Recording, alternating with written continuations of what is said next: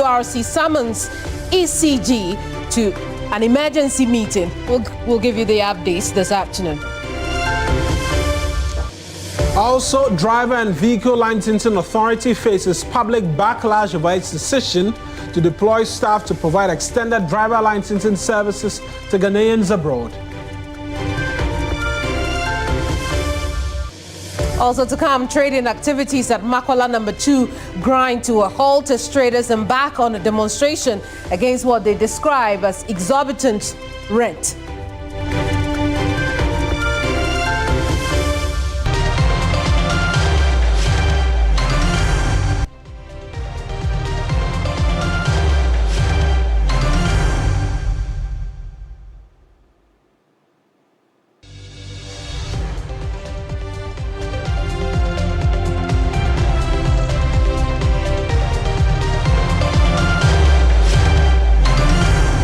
News Central live on TV3. I'm Kemini Amano. And I am Mawina Egbeta. The bulletin starts right now.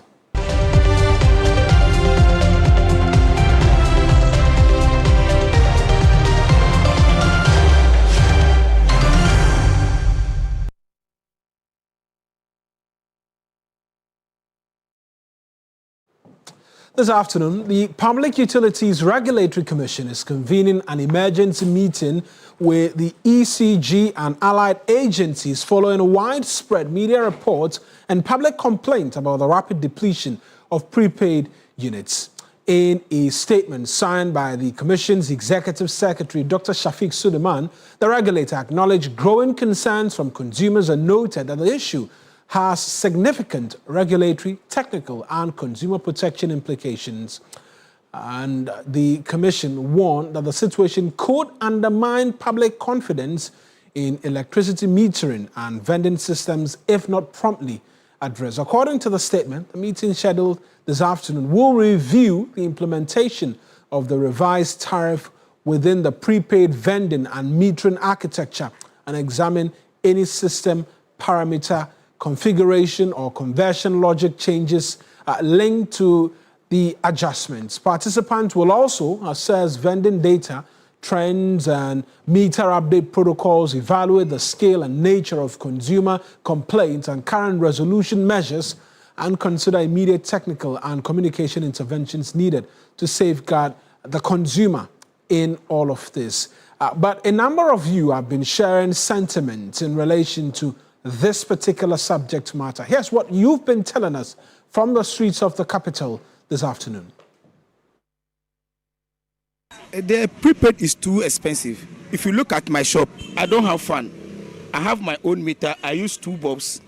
If I buy 60 cedis, I spend less than a week, sometimes 4 days, 5 days, that got finished. I have the same problem in my house too. So the prepaid is too expensive. I don't know if it is the meter or when you buy, they find a way to take something from your money. I don't know. Yeah, ni patre ni use 1 meter. You turn 2 weeks. No 2 weeks import 300. Na san. Enti ayesa mabako kura jade ni fridge use. Nti yeze nipa mienu pe na use fridge. Enso so still. Ya ka boa ye to 1 week. Na 3 days abeto so 300 na san. Call here to 100 cities. At least catch a home. Me no use a fridge come ke fan ke bob come wa use call 100 cities. Share 2 weeks eta. Share call echa home to mo 9 share 2 weeks because ye 1 week 1 day ko pay fitahi.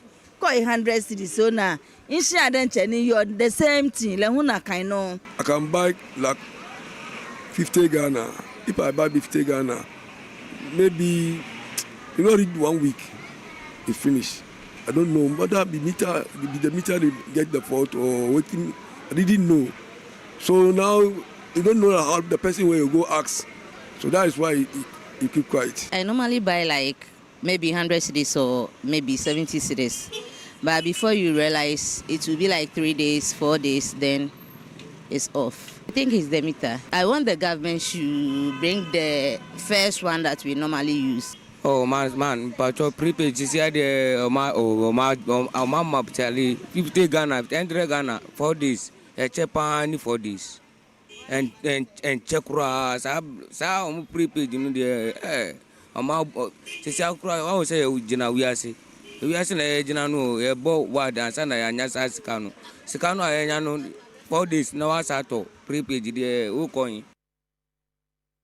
A number of Ghanaians speaking to the difficulty in terms of prepaid meters running quite crazily, right? Let's speak to the Director of Research and Corporate Affairs at the PURC, Dr. Eric Obute, who's joining us right now via the phone lines. Doc, I appreciate you speaking to us. Let's start from the basics. Has this emergency meeting started, and who is in the meeting? Thank you very much for having me this afternoon on your show. This afternoon, yes, the meeting will start at 2 p.m. The meeting has not yet started. Right. But the meeting is basically to have ECG come over to explain to the Commission exactly what is going on, that consumers have been found to realize that their meters are running a bit abnormally. So the meeting will start at 2 p.m. The meeting is not started yet. Right. We'll get into what expectations you have as PURC, but this complaint of the prepaid running out so quickly, in terms of your observation in arriving at this decision for a meeting, how long have you observed the problem and the customer complaints before asking ECG to come provide some explanation?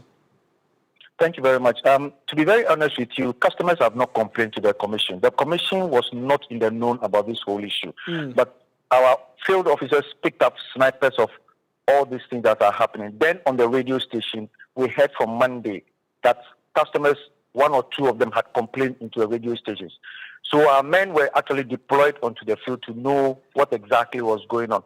So we picked up this intelligence ourselves, and partly also from the radio stations and the media as a whole. Since Monday, we've been working at it, and that's when we even dispatched a letter to ECG for them to meet us and explain to us exactly what the situation is on the ground. And in the interim, our men and women, our ladies are also on the field gathering data, and the data that we have is what we can also use to confront ECG with this afternoon. Right. Means you are on the field as well, assessing the veracity of the claim by Ghanaians and wanting to get data inputs from their meters to compare with ECG when this meeting comes off later this afternoon. Yes, that's exactly what we are doing. We are trying to make sure that we get information from independent information from the field that we can actually come up with when we meet with ECG, because we don't want to depend solely on what ECG will feed us with. So whatever it is that we have, that is what we'll be discussing with ECG this afternoon. Right. The sector minister, Dr. John Jinapo, yesterday was speaking in relation to this concern as well, and raised a number of issues he believes is resulting in what it is that we are seeing, matters having to do with the type of meters and some other things. In this round of checks you're doing, have you been able to confirm any of the assertions of the minister in entering this meeting with ECG? For now, I don't have that authority to speak to any of the issues until maybe the authority is given for us to go out there and speak to the issues. Just as I told you, we are gathering data, and we need to make sure that we have some watertight evidence before we can ask the necessary questions. So if I come out now to speak to you on something which I'm not very well conversant with, I think I might be jumping the gun. Right. Just finally on expectations and the scale of explanations we're looking forward to from ECG, what are you looking forward to as the regulator from the electricity distribution company when they come around today? Well, we are expecting them to brief us on exactly what the situation on the ground is, what has led to that, if actually that is what is pertaining on the ground, what has led to that. And if investigations concluded come up to the fact that, well, yes, ECG is comparable and actually people's meters have been running out of credit in a very quick time, there's a way of compensating the consumers who have been affected. And that the Commission has done before. I think in the year 2022 or 2023, I think it should be 2022, we did a similar thing when we came up with a major tariff and there were this type of issues. The Commission actually investigated these issues and found that, yes, ECG was wrong. And so they made ECG to compensate those people with extra data, extra credit which they have lost over the period. So that's what we are expecting this afternoon if we meet with them. Right. Doc, just one final question in relation to this prepaid issue. There are those who make the argument and say the blame actually should be laid at the doorstep of PURC because you've increasingly approved tariff increments, which in the regions of 32% if you want to accumulate all of the increases we've seen, and that is what has made prepaid very expensive. Well, the review of tariffs is different from the implementation of the tariffs. When the tariffs are reviewed, that is done by the PURC. Implementation of the tariffs, which we monitor, is done by the utility service providers, i.e. ECG, NETCO, Ghana Water Company. So we cannot box the two together and say because of the tariff reviews, that's what has led to. Now the tariffs will make the prices go up. Say again, please. The tariff will make the prices go up as well. That's why people are pointing to increase in tariffs as a possible explanation to why we're seeing what we're seeing. Well, the PURC only relies on data which is available for us to work with. We don't actually just pluck data from anywhere, but we depend on institutions that give us the data which we work with. So, for instance, if we take the Forex, we depend on the Bank of Ghana exchange rates over a period. If we look at the inflation rate, we depend on what Ghana Statistical Services provides us. So we do not actually pluck data from anywhere. If you look at the weighted average cost of gas, it's all dependent on the gas prices, which we get from NGAS, from 10, Sankofa, Jubilee. We mix it all and we have a weighted average. So it all depends on data that we have, which will determine the price of or determine the tariff that we come out with. And per all of these averages, can Ghanaians in the next review window, which I know we do this quarterly, expect a reduction? Because there are some civil society groupings who say Ghanaians have overpaid for electricity and they deserve a reduction. If we do, PURC always has two tariff windows, a major tariff and a minor tariff.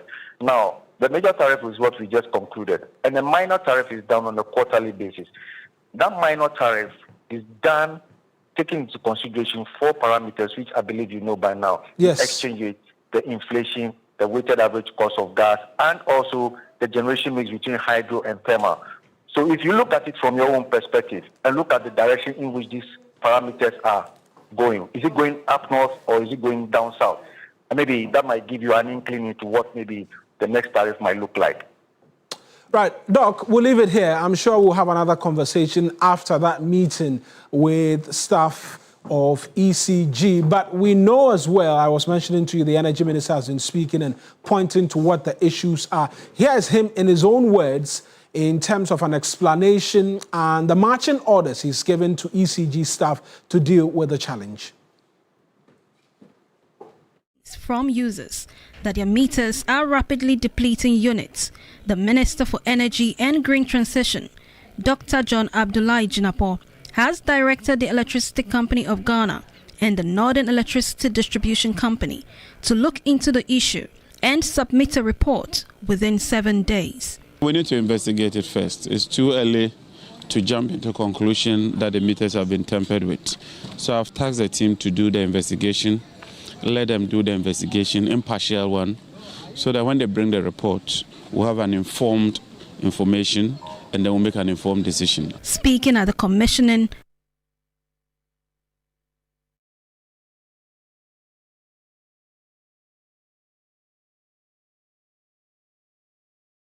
Now, residents of Kumasi expressing growing frustration over intermittent power outages in recent days. Some of these residents in their communities have been experiencing frequent and unannounced power cuts, disrupting economic activities and domestic life. Beyond the erratic supply, residents are also raising concerns about rising electricity price.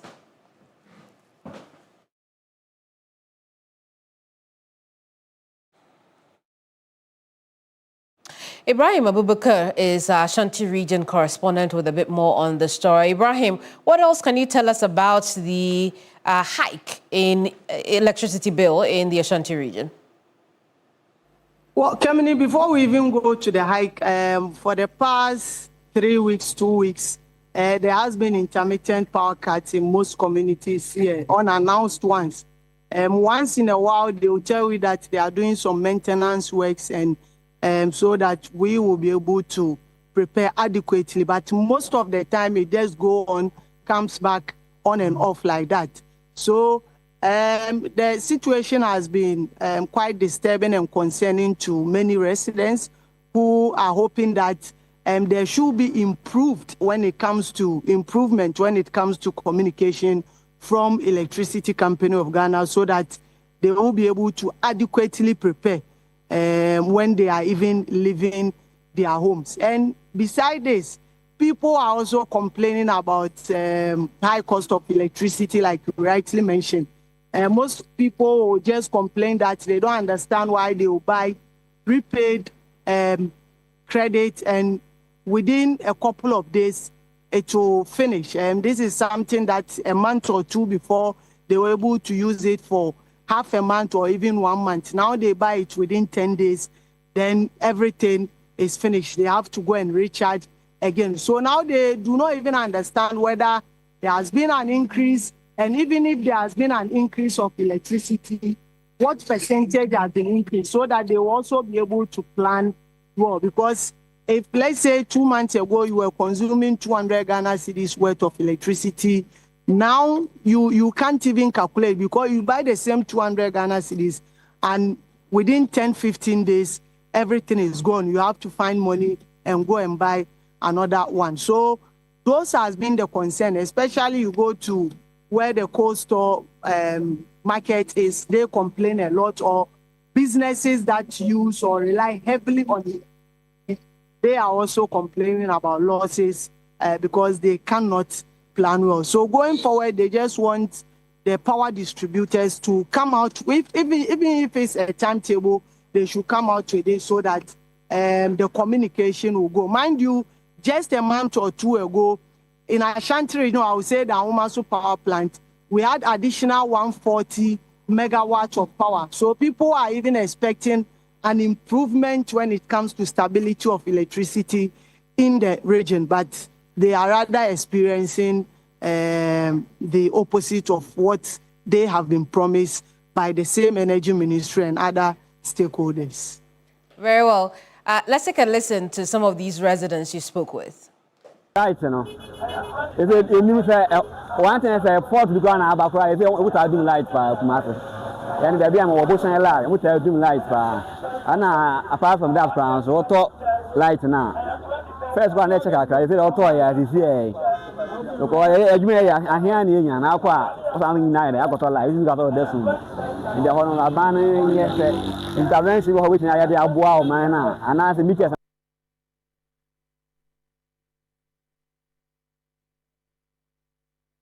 Well, Ibrahim, we hear from the residents. We know that there will be a meeting later today, but have we heard any in terms of how it impacts their work? What are they telling you?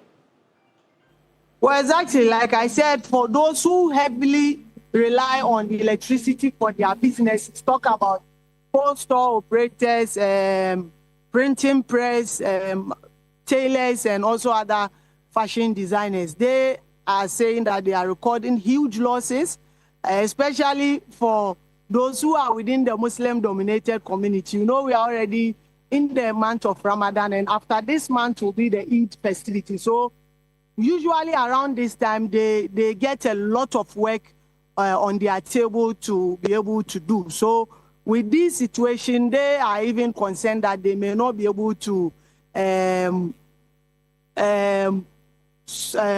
may not be able to give their clients what they have to do. So they are just hoping that within the coming days, there should be an improvement and stability, for example, when it comes to electricity. And also they want the way forward, they want communication as to how much has been increased with regards to electricity costs, so that they will also be able to adjust and prepare well for their activities. Ibrahim, we'll leave it here. Thank you so much for talking to us. Ibrahim Abubakar is our Ashanti region correspondent. Back here in the capital is Grace Hamwa Ajiman, who's at Nat Height, waiting on that meeting. Grace, what can you report from there?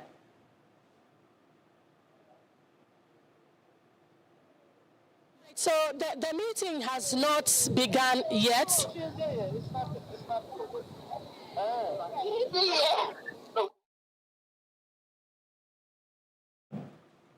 Yes, but we know that this is at the behest of the Energy Minister, who earlier has mentioned that the complaints made by consumers have also come to his attention, and so they need to investigate before they can what is happening with the concerns raised by consumers on why their prepaid credit is running out or it's not able to last the number of days that it usually lasts them. That the meeting is going to discuss a lot of issues, but two of them that we know which are very important or which are very relevant to the conversation today is the fact that there's going to be a comprehensive technical briefing on the implementation of the revised tariff within the prepaid vending and metering architecture. That will help the PURC and the other stakeholders establish whether the revision, the implementation of the revision is amounting or is accounting for the concerns raised by consumers or not. Another issue that will be discussed at the meeting, which is also relevant to this conversation we're having today, is the reports on the scale and nature of consumer complaints and current resolution measures, and briefing on immediate technical communication interventions where required to safeguard consumer confidence and regulatory compliance. The PURC has made it clear that it is there to ensure that consumers get value for their money, and so that is going to be very topical at the meeting today. The people who are expected to be at the meeting include the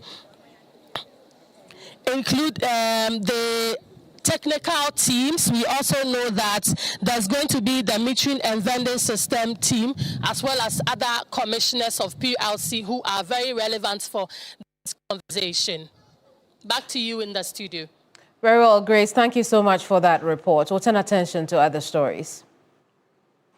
Well, this afternoon, the Driver, Vehicle and Licensing Authority, DVLA, is being heavily criticized for its intention to send staff to assist in the provision of extended services in 5 countries in North America and Europe. The authority CEO, Julius Nikwe-Kote, disclosed that the Ministry of Foreign Affairs has approved processes for some staff to travel overseas to facilitate the registration and renewal of licenses of Ghanaian drivers in the diaspora. He spoke at the commissioning of a new DVLA office at Bantama in Kumasi. Body.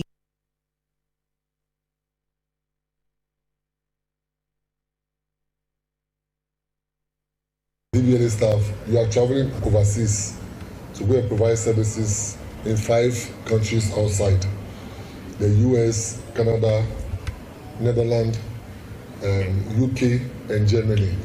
And I see you are smiling. I will add you, don't worry. So that is the service we are going to provide. We've gotten approval by the Ministry of Foreign Affairs, and this is what we are going to do for our Ghanaians staying abroad. They don't need to come down to come and renew their 1-year license, which has expired. They'll be there and we'll be doing it for them. We'll provide all licensing issues over there for them without. Well, we know that on the back of those comments, there's been quite the backlash and criticism of the move. The DVLA has sought to explain or clarify the position as made known by its boss. Here's exactly what they've been saying, and I'm going to walk you through that right now. Portions or brief portions of that statement is coming on your screens right now. And they, amongst many things, say, for clarity, the DVLA, through an arrangement with the Foreign Affairs Ministry, has agreed to collaborate with Ghana's embassies across the globe to provide selected services, including international driver's permit and driver's license renewal to qualified Ghanaian citizens domiciled in other countries. They go on to say, amongst many other things, that this is a misunderstanding to a great extent, right? There is some misunderstanding.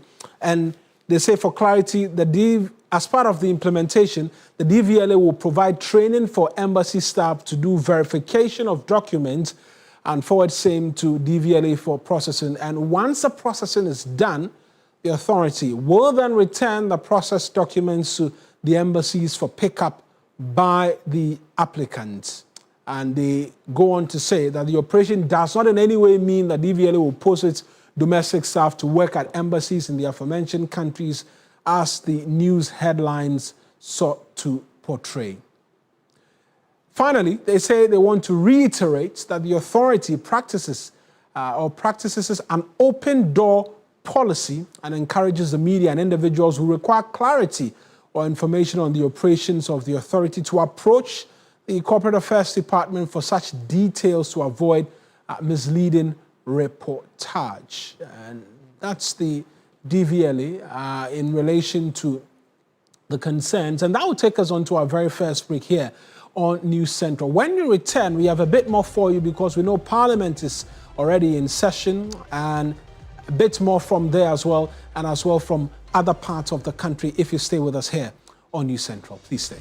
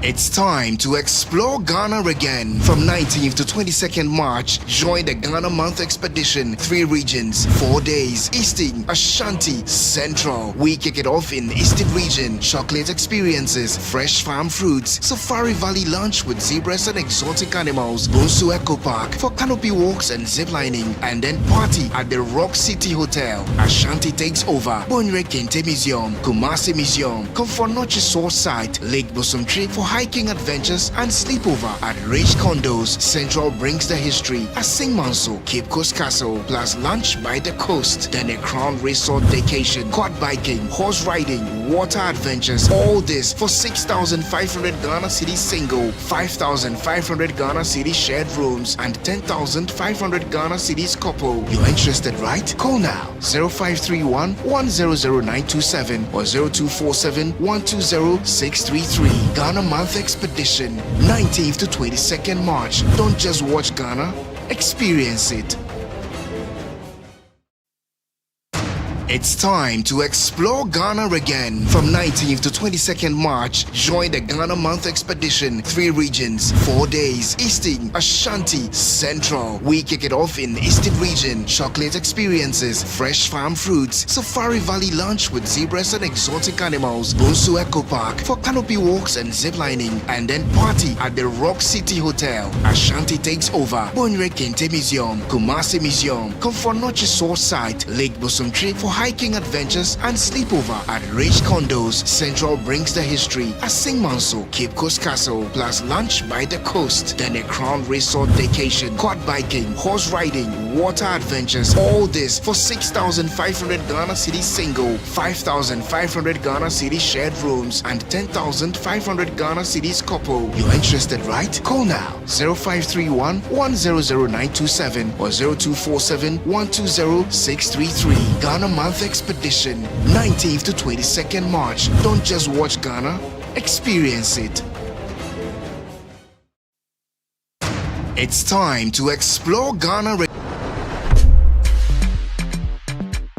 It's that time of the year when Media General transforms into Ghana's cultural hub. And this year, we're taking it to another level. Our Ghana village is bigger and better. So much to experience, eat, drink, buy, do and learn every single day. And there's more. The Ghana Month Expedition offers 3 nights and 4 days of pure, unforgettable fun touring. The best part of the Eastern, Ashanti and Central regions from the 19th to the 22nd of March. And on the 28th March, all roads lead to the Legon City Mall for your favorite food event, the 3FM Gobe Festival. But that's not all. All throughout March, our screens and dials celebrate everything that makes us proud. Our shows, music, movies, festivals, history, traditions, and more. Welcome to a truly incomparable and totally immersive Ghana Month 2026. Ghana Month launches on all Media General platforms on Monday, 2nd March 2026 at 10 a.m.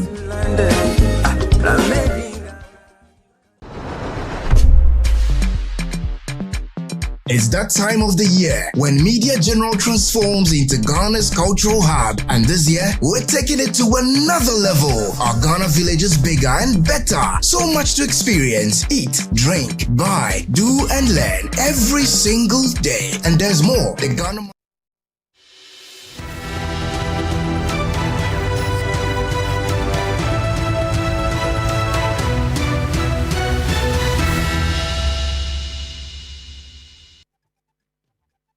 We'll now bring you some stories from your election command center, because in about a week, precisely next week, Ayawaso East constituency will head to the polls in the by-election to elect a new MP on the back of the recent passing of the incumbent MP, Muhammad Nasir Toure.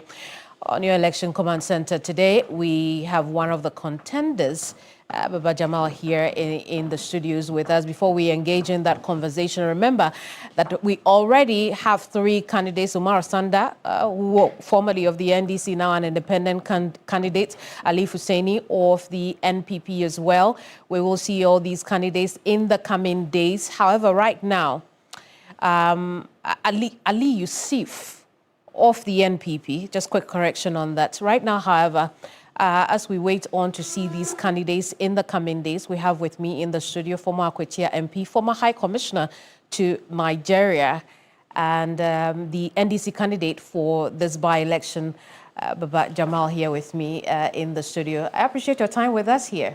Thank you. Finally, we get to meet you. Yeah, no. This one I came myself. I'm on my own campaign trail. I see. But you know, TV3 is part of my constituent. So I decided to come and campaign here. We are not your constituency. You are part of it. We are part of the constituency. You are part of the constituency where I need to campaign. And when I say my constituent, it involves where I need to campaign. I see. And so I'm here to campaign. And I know a lot of your workers here vote in East Ayawaso. I don't know that for sure. A lot of them vote in East Ayawaso. But I can tell you for sure our platform is not for campaigning. So let's have a quick chat. We will have a chat, but let's lay the ground rules. I came myself to crash on you sometimes the way you crash on us. We don't crash on you. we have never done that before. I am here to campaign. And that's why, as part of my concerns, people who are here who vote, I decided to enter here. So we can go ahead with the conversation. Let's have the chat now. One of the things that you faced a lot during the campaign were, during the primary, issues of vote buying that had come up. There was an investigation that followed. The investigation did indicate that indeed there were incidents of vote buying, not only from your camp. Were you surprised that that was the outcome that came? That was the outcome of the investigation? What I would say on that is that there was a committee that was set up. The committee represented its report to the National Executive Committee, represented by FEC, which is the Functional Executive Committee. They've gone ahead to clear me to go ahead and contest. And I want to leave it at that. For now, I want to leave it at that because once I'm cleared, it means that I'm qualified to contest. I agree. I have been cleared. I don't want to comment on that for now because I'm talking about developmental issues on East I completely understand. Yes. The reason I bring that up is we know that there's a Supreme Court case now seeking an injunction to exclude you from the election because of that outcome, that indeed there were incidents of vote buying. In fact, they are seeking that the Electoral Commission does not hold the election on March 3 because of the outcome of FEC's investigation. That is supposed to be in the Supreme Court. Let the Supreme Court deal with that. You don't think that's a problem let for the Supreme Court you? deal Do you with think that March 3 will happen? I'm saying that let the Supreme Court deal with that. As far as I'm concerned, everything is on course. Whatever we are supposed to do, we are doing. The Electoral Commission is preparing to hold elections on the 3rd, and I want to leave it at that. How do you plan to win this election? I don't plan to win. I'm campaigning to win. Yeah, so how do you plan to win the election? We have laid down the strategies. You see, interestingly, Ayawaso as a constituency is made up of 2 different regions. So I put it in that way. You look at Nima, a very low-class area, a lot of people live in virtually slums. And you compare, and that's where I live. I live in the slum in a way. Then you come to places like Kanda, your area here, TV3, Home Base. This is a first-class place, comparably in this our country. So we have 2 different situations, and we need to have a strategy for Nima. We need to have a strategy. That's why with the Nima, we do that group campaigning, because that is a very crowded area. But when it comes here, we need to come from door to door. And that's why I'm knocking at your door this morning. From the other side, I'm knocking from door to door, campaigning to people to have a one-on-one interaction. What are you telling people in your campaign? I am saying that I am the best for the place. Why? I have the experience. I have been in Parliament before. My records in Akotia will tell you that I did very well. What is your record? Because I remember the NPP didn't think that you had done much for the constituency until the very last minute when the election was coming up. That is in Akotia. In Akotia, Akotia, yes. I was there for 4 years. I know. I was the one who facilitated the creation of a district for Akotia. I started all the roads in Akotia. I built that market you see in Akotia. I facilitated, in fact, I went to Turkey and facilitated a 165 million water project for Akotia. They are drinking water for the 41 years. I initiated 2 secondary schools, one in Takoradi, one in Akotia. I did small-scale water project for Wenchi, Apinamine, and Ajunase. I built 4 bridges from my common fund. I built 6 primary schools from my common fund. And so if this is not a record to be proud of, and then I'm wondering what you want me to be proud of. And so in the case of the constituent of Ayawaso East, yes, what is it that you bring to the table in terms of what they should expect from you if or when you become MP? Human development, the first one. This is an area, especially the other side I'm talking about, where we need to invest in the human beings, facilitate them to acquire skills, facilitate them into the security agencies, facilitate them to learn, go to school. And can you believe that we don't even have a secondary school dedicated to that community? This is one of my first projects I'm going to pursue, to have a secondary technical school dedicated to Nima and its environs. Nima is a place where we need, there's too many people. You know, we have drug menace because the children don't have alternatives. So the drug problem is increasing. These are issues we are going to tackle. One of the things, I want to turn Nima into an industrial hub.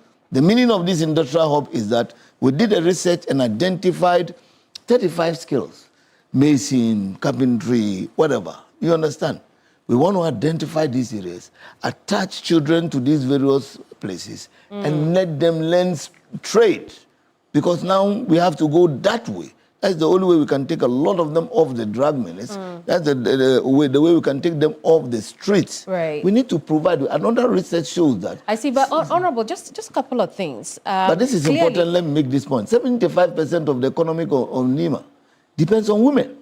So we need to provide women with seed money, capital, interest-free loans. As I talk to you now, currently, I have over 400 women on interest-free loan that I have personally instituted. Which is where I'm going to, yes, right? Because you've said that a number of times and how you're contributing to NEMA as a community. Yeah. You had an appointment as Ghana's High Commissioner to Nigeria. You have told us that job was way better. It pays so well, and on the regular, you shouldn't have even left that job for this one. But you want to serve the people. Is it that you can only serve the people when you are MP? Because you're already doing that. So why did you leave that job? Everybody has his role and where he can perform better. I am a grassroots man. I deal with people. I live in them. I believe that the best way to serve them is to give them an image-changing representation in Parliament. Not just representing them in Parliament. I see. An image-changing representation in Parliament. And also, let me tell you, I'm not motivated by material things. I'm motivated by human service. I had a vision for the place. I didn't start it now. I started in 2017 when I lost Akutia and I said, I'm not going to Akutia again. Even though the people still wanted me to stay on, and I said no. I came to NEMA. I came and I had a vision for the place. So when this happened, even though I wanted the seat, but not this way, it came too early for me. And I didn't expect this thing to happen to our brother. May his soul rest in peace. But it is an opportunity for me to implement the vision I have for the area. And so I can serve them, yes, through Nigeria, but that will be a further from coming closer to them and dealing with confronting their problems directly on the ground. That's why I'm here. Well, thank you very much for talking to us about your plans for Ayawaso East. So I'm soliciting your vote. No, you can't solicit my vote. Thank you very much, Baba Jamal. I'm here to campaign. Is the NDC candidate for the Ayawaso East by-election. And in the coming days, we'll bring you the other contenders in this by-election as well. We'll be right back.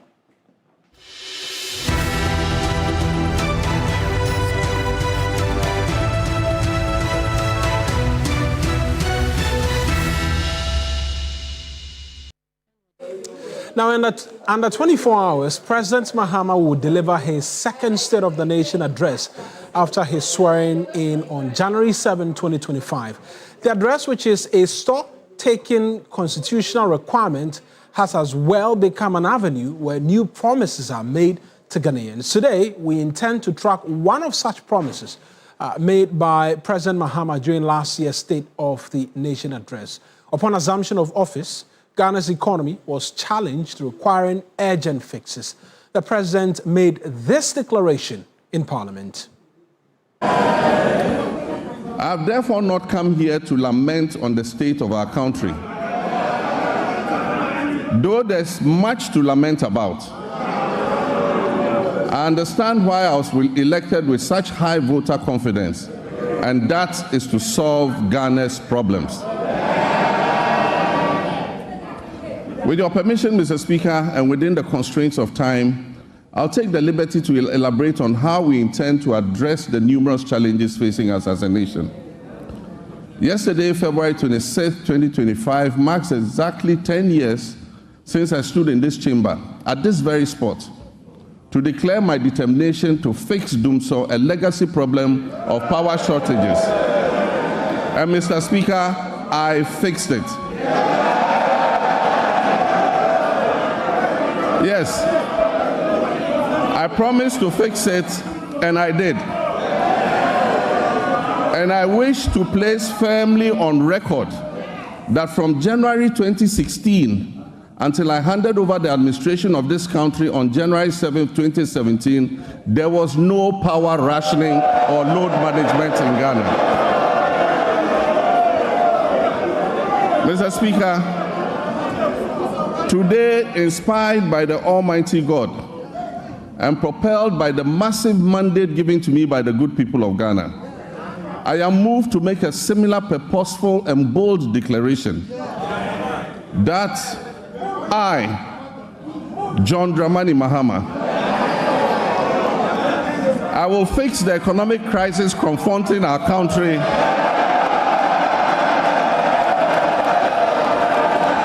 and reset it on a path of growth and prosperity.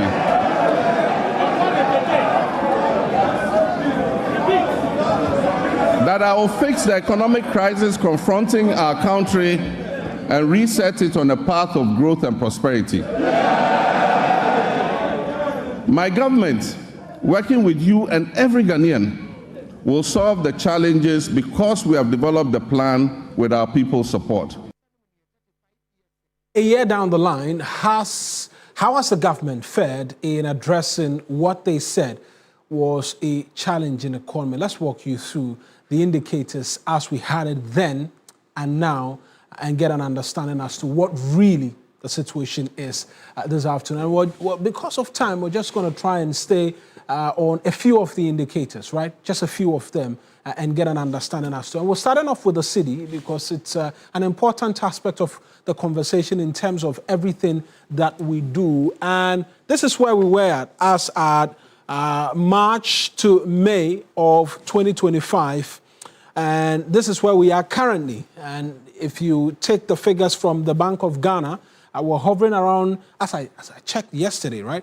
10 cedis, 66 pesos is what it is. I wasn't able to check this morning, but as at the time I checked, they hadn't posted the update from the website of the Bank of Ghana. But this is where we are, from 15 to 10 in terms of the exchange rate and inflation. Also another important aspect or another important macro indicator to assess the health of the economy. This is the regions from which we've moved up until now. We were at 23.8% as of December of 2024. In January of 2025, we stood at 23.5%, and we're down to 3.5% in terms of inflation. And I know a lot of you have asked a lot of questions in terms of what this means.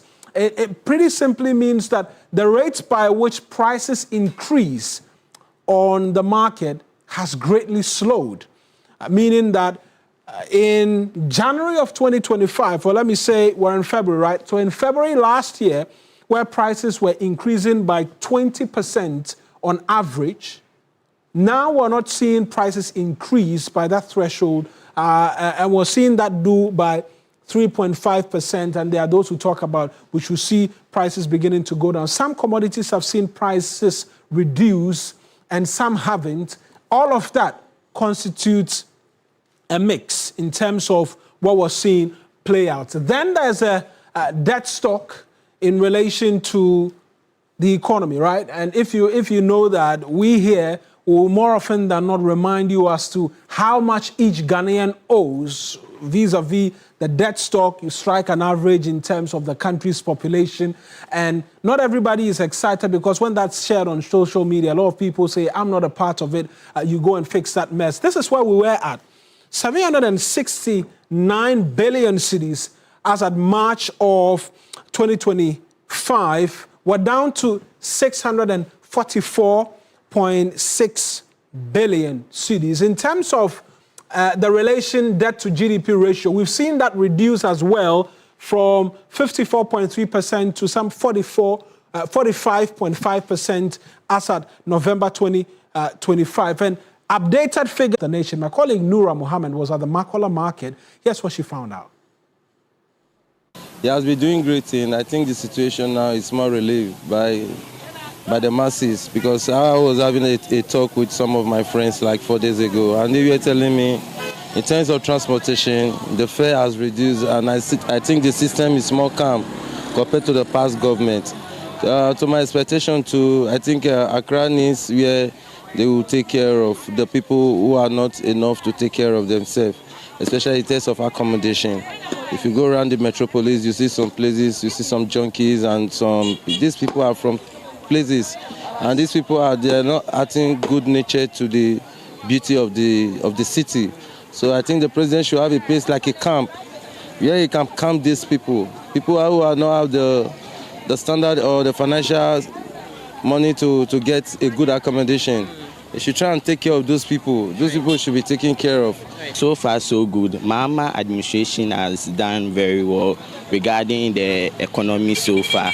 And for me, with the current administration, I would like them to create more jobs for we, the youth, that we are coming up. The market in Mumde yɛntɔ adeɛ koraa fitida e papa no betena so no mu wa ya adeɛ mu amaye ba adwane nkoyi yɛntɔ adeɛ koraa nti e pa no chow onhwɛ ne nti no nye bibi wo ho emaye niama na yɛtɔn no ebinom bo yɛ di ebinom so bo yɛ yi on se bia ne nimre ediba ena ebi nso ɛwɔ time a eno nso ɛkɔ nti na emi se abanisa no nti ye panicho afa ni lorry fare niama na ebe ba lorry fare no nso ka ho ena maniama ne yesa nti yen so aya yeton ye de ne nyina aka ho ena yeton efi se yentumi nyi lorry fare na emfiri niama no se yesa obeboka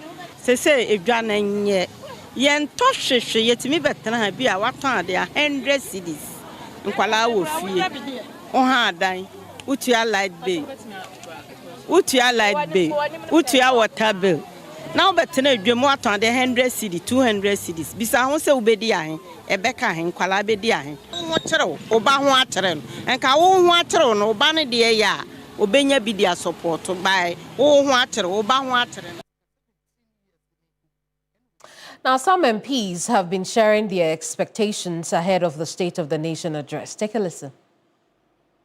When you talk about cocoa, I think that those who have followed the discussion are now fully aware that the problem was only inherited by His Excellency John Dramani Mahama, and the steps that he is taking are steps that will resolve the problems, not just for his regime, but for even governments that will come after him. Again, when you talk about electricity, we know the debts that they left behind in that sector, the mismanagement of even, the ESLA that was left for them to solve the problems in that sector. President Mahama, being who he is, will give a correct account of affairs of the state, and he will do so sincerely. You can see there are a lot of despondency among the Ghanaian people, okay? You've recently heard about the cocoa head cut, which has affected over 1 million of cocoa farmers in the country. We are not only even talking about just the million, they have a lot of dependents, those who are students in school and all those things. These are very difficult moments for those Ghanaian farmers that they are losing money as a result of government decision to cut down the price, the producer price, okay? That is one thing. Recently, we also heard about people complaining about electricity. Okay, this was a decision that was taken by government just to increase the electricity tariff by some 28%, and we are now feeling the impact of it. So these are people who are complaining. The youth that were promised the employment are there still saying that they have not gotten the job that this government promised them. These are three key things. So if the president is coming here tomorrow, he should be bringing solutions as to how these matters are going to be dealt with. The President's State of the Nation address, which is an annual requirement, has become a ritual. And what we expect the President, for instance, to tell Ghanaians is nothing but the truth. The real State of the Nation address. They should tell Ghanaians what it will take them to accept whatever outcomes that are ahead of us. Some of us will not like anything like flattering. Coming to God, Go So Good is an experienced member of parliament before. He has passed through all the ranks. He has been a president before, and once again he has come. Ghanaians are waiting for nothing but truism.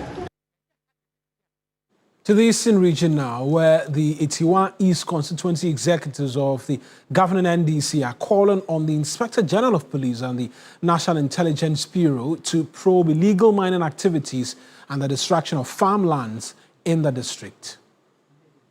According to the party executives, several farmlands have been destroyed as illegal miners continue their operations unabated. They accuse some individuals of unlawfully seizing lands under the cover of mining activities, creating tension in affected communities.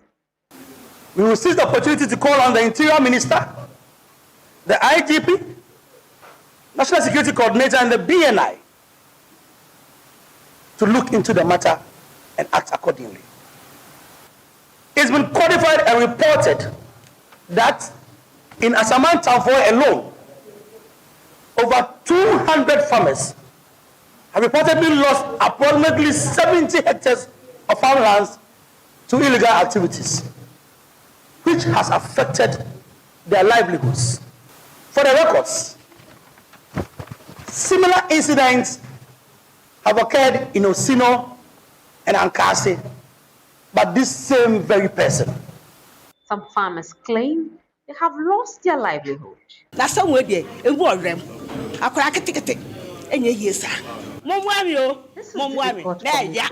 See, me crown of the door, people would trouble why, but because we know what they be Momwami.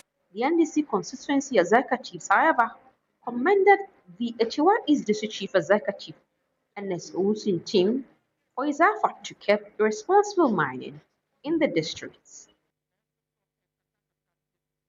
It will be one of the many things people will look forward to when the president speaks tomorrow. Subject of Galamsey and our efforts towards addressing it. That's correct. We'll see what he will say in relation to it. That's our bulletin. I am Awen Agbeta. And I am Kemeni Amano. Remember that we will bring you a live coverage of the State of the Nation address here on TV3 and on 392.7 FM right from the morning shows until the very last word is said. Bye-bye.